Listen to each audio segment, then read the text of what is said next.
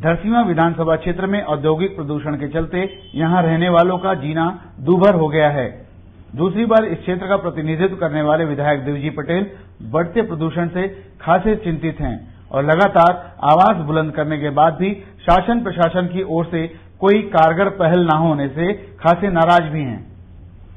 धरसींवा की जनता के हित में एक बार फिर बढ़ते प्रदूषण की रोकथाम के लिए अपनी जिम्मेदारी निभाते हुए प्रभावित परिवारों के साथ उन्होंने प्रदेश के महामहिम राज्यपाल श्री ESL नरसिम्हन से मुलाकात की और समस्या से उन्हें अवगत कराते हुए आवश्यक कार्रवाई का अनुरोध किया। राज्यपाल से मुलाकात के बाद पत्रकारों से चर्चा करते हुए देवजी पटेल ने बताया कि औद्योगिक क्षेत्रों में लगातार बढ़ रहे पर्यावरण प्रदूषण से स्थानीय रहवासियों के स्वास्थ्य पर प्रतिकूल प्रभाव पड़ रहा है। ये प्रदूषण की समस्या पूर्व से ही यहाँ लंबित है। जब से औद्योगिकरण हुआ है, औद्योगिकरण जो CSIDC ने किया है, वहाँ औद्योगिक ग्रोथ बनाया है, उस औद्योगिक ग्रोथ बनाए जाने में किसी भी प्रकार का वहाँ पर पर्यावरण के संबंध में कोई ध्यान नहीं दिया गया, जिसके कारण आज ये समस्या बहुत गंभीर रूप धारण कर ली है।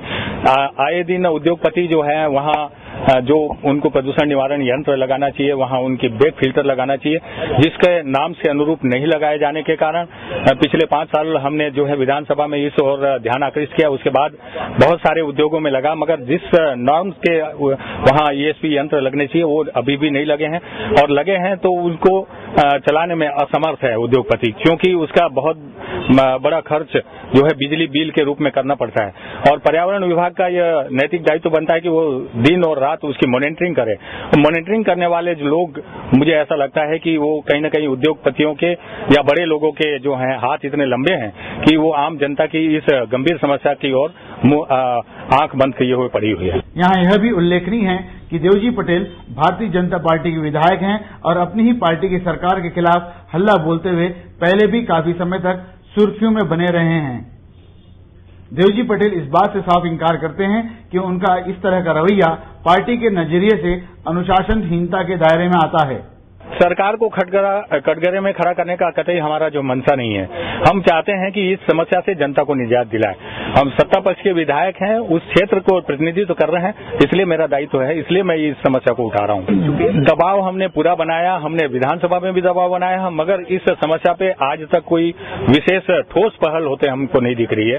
आज जो डस्ट के मारे, वहाँ के उड़ने वाले धुएं के कारण आज आम जनता जो है, वहाँ अगर किसी भी गांव का सर्वे कर लिया जाए तो शायद बच्चे से लेके बूढ़े तक एक भी व्यक्ति जो है वहाँ स्वस्थ नहीं मिलेगा। इस इतनी गंभीर चुनौती के बाद, इतनी गंभीर समस्या जो आज पूरा विश्व जिस पे चिंतित है और पूरा ग्लोबल ये समस्या है हमारी, तो इस समस्या पर शासन को गंभीर तरीके से ध्यान देना चाहिए। मैं सत्ता पक्ष का विधायक हूँ, बात ये हमेशा आती है, हमारे साथियों के द्वारा भी कही जाती है और कहीं ना कहीं इस पे उंगली भी उठती है। हम चाहते हैं कि हमारी समस्या का निदान हो। वो समस्या का निदान चाहे मुख्यमंत्री के आदेशानुसार हो, चाहे मंत्री जी के आदेश से हो।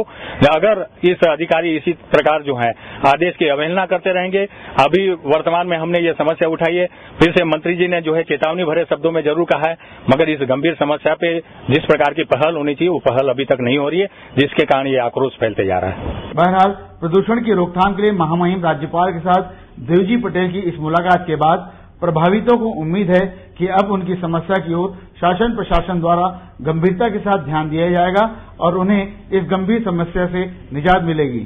हेलो रायपुर के लिए अमन आडिल के साथ मुकेश वर्मा।